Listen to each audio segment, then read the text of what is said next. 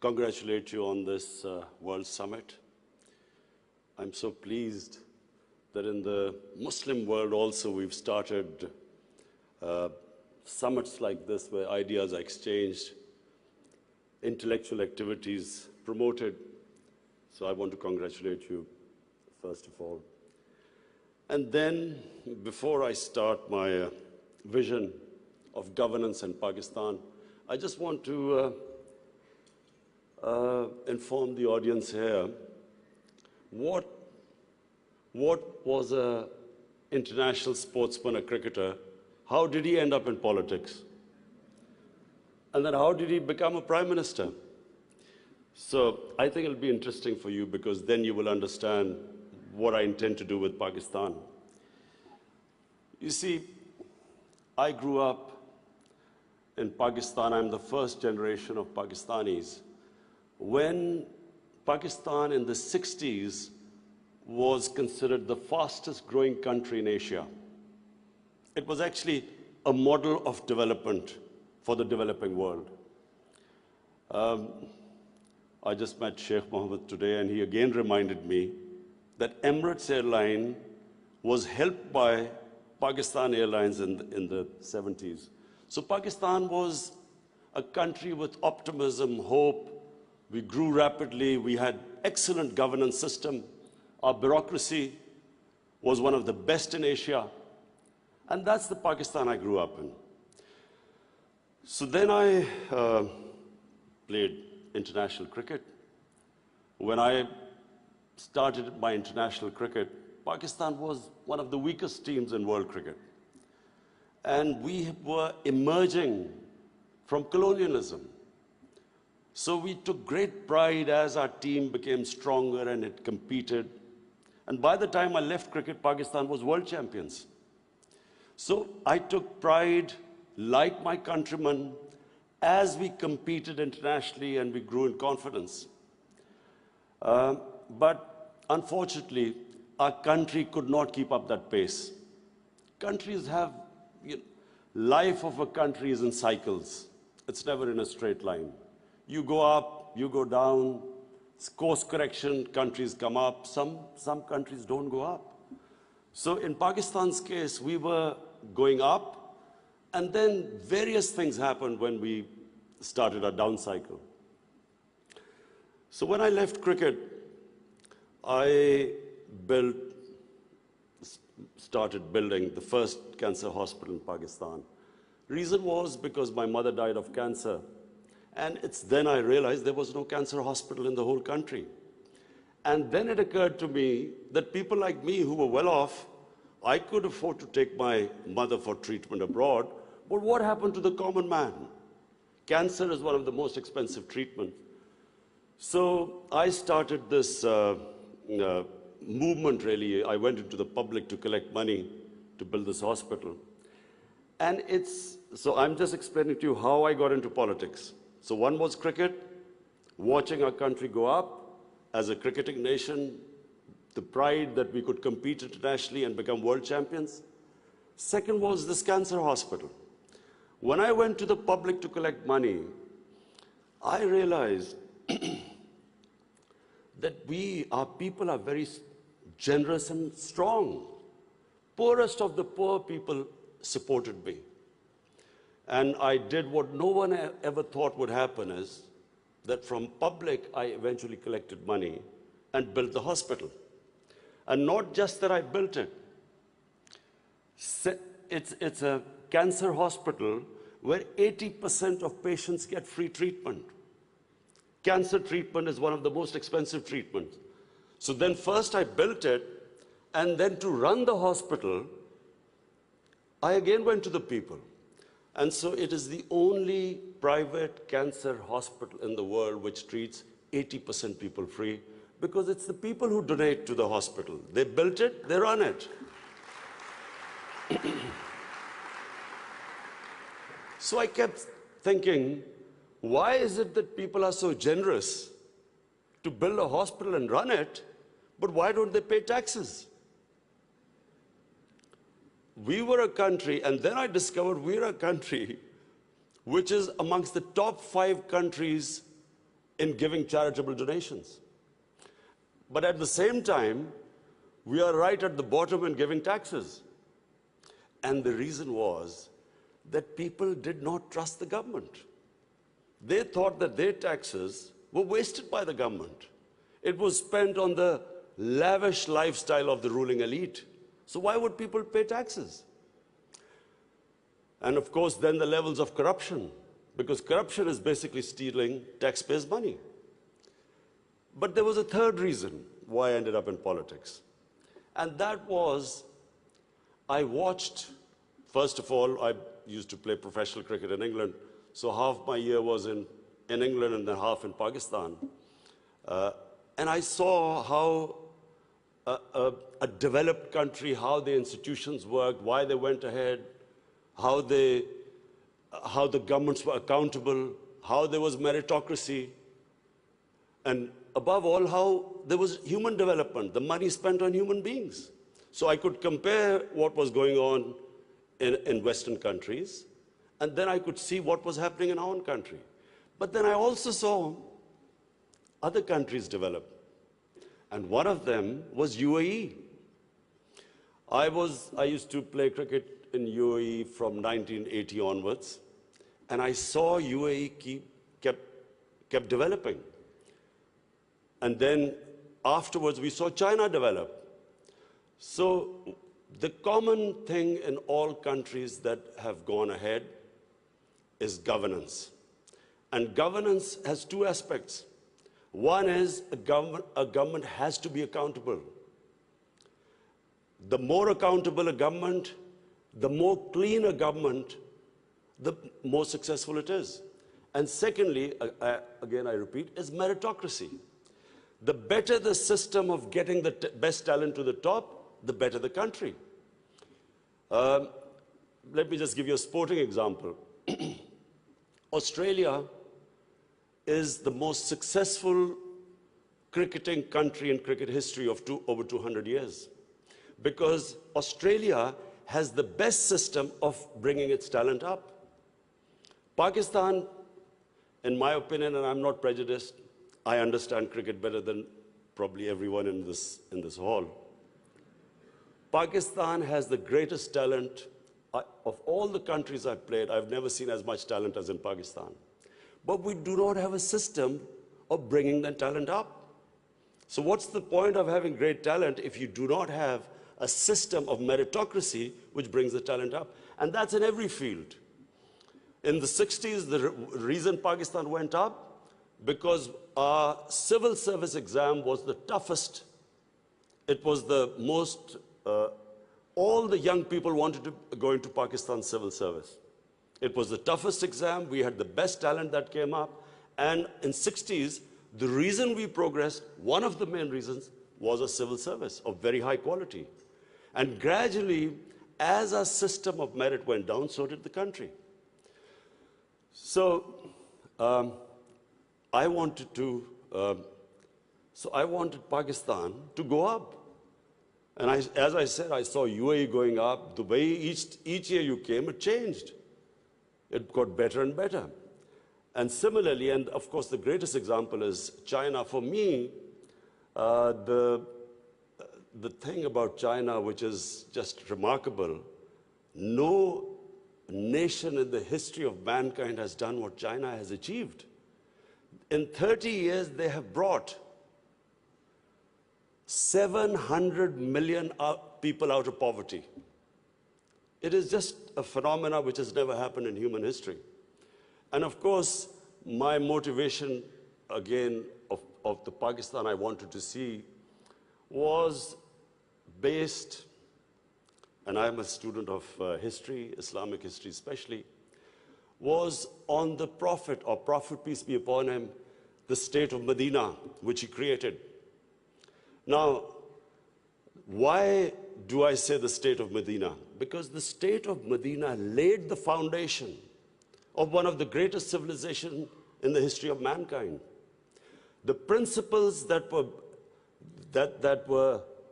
found the foundation of the state of Medina is what, for the next 700 years, was the greatest civilization on earth. And what were those principles? The state of Medina was founded on incredible principles of justice and humanity. It was the first time a welfare state was made, a state that took responsibility of the weak, what China has done right now. That was the state of Medina, where first time a state took responsible for its poor, its weak, its orphans, its widows. In the state of Medina, the first time pensions were created. Old people were also, it was a humane state.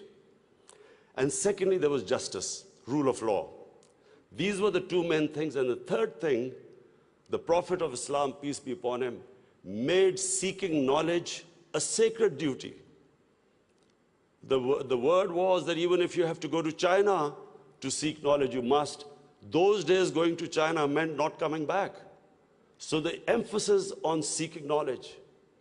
For the next 700 years, all top scientists were Muslims. And that was the state of Medina. It laid that foundation. And then the way minorities, other religious people were treated. The Prophet signed famous, the Misaq-e-Medina.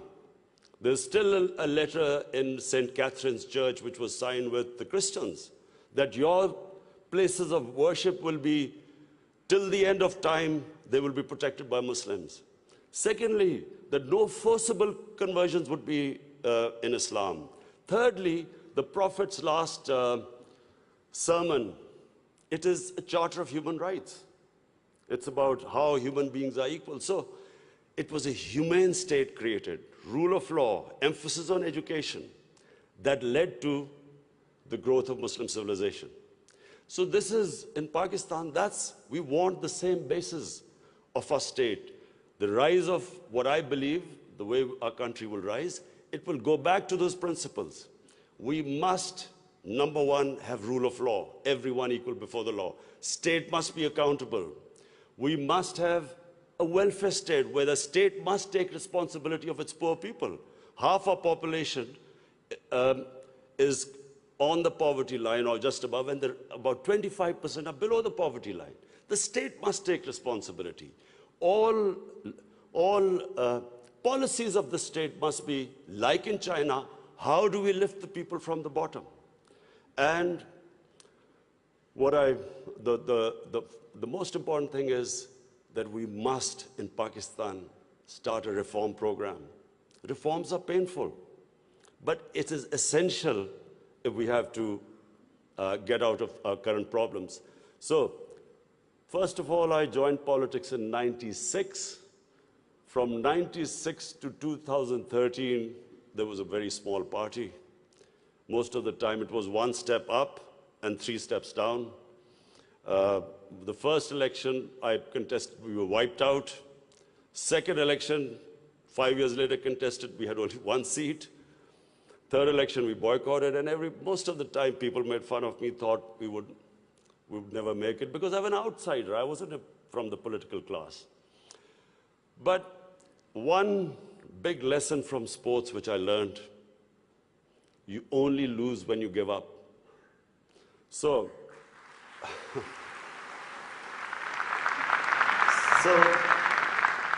kept learning from my mistakes, kept getting up, falling, getting stronger. Eventually, we formed government in one of the 4 provinces in 2013, and it was the KP province, which was devastated by war on terror. It was on the border of Afghanistan, the tribal areas, the whole fighting took place in that region.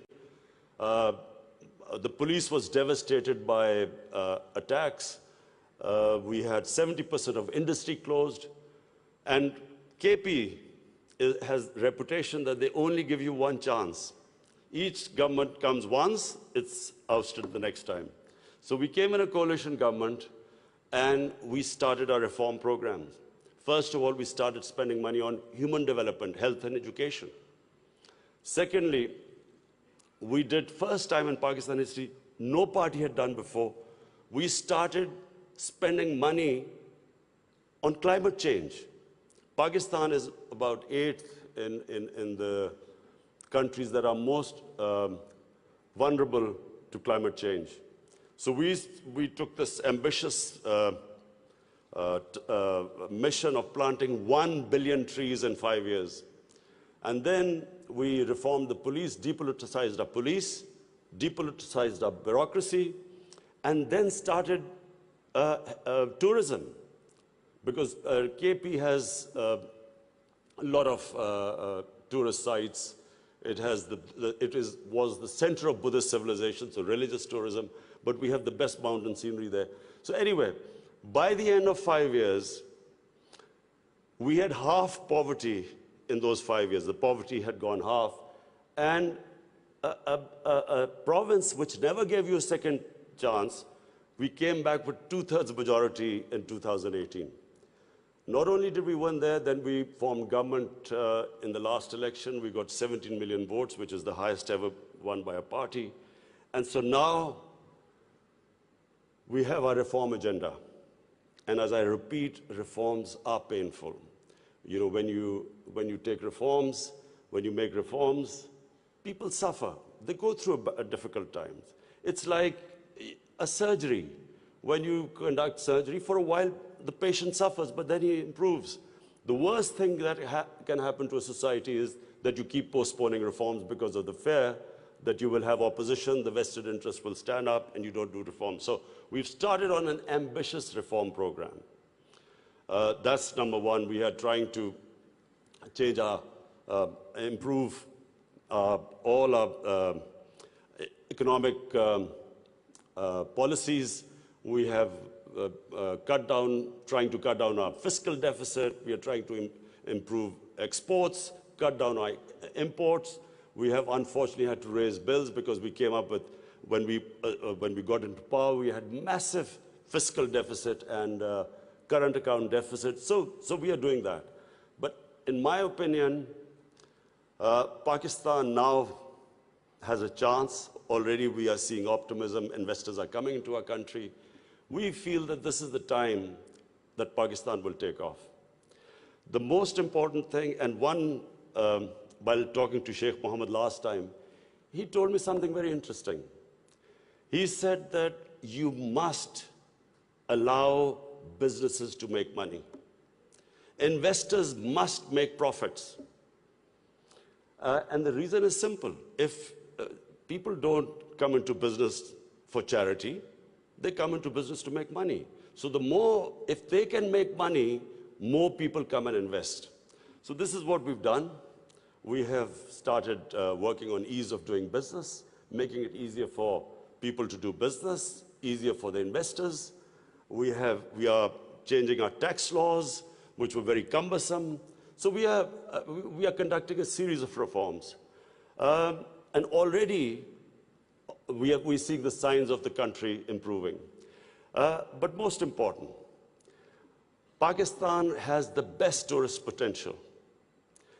At the moment, we have hardly any tourism compared to other countries. But Malaysia, with just beach tourism and resorts, Malaysia has $22 billion it makes from tourism.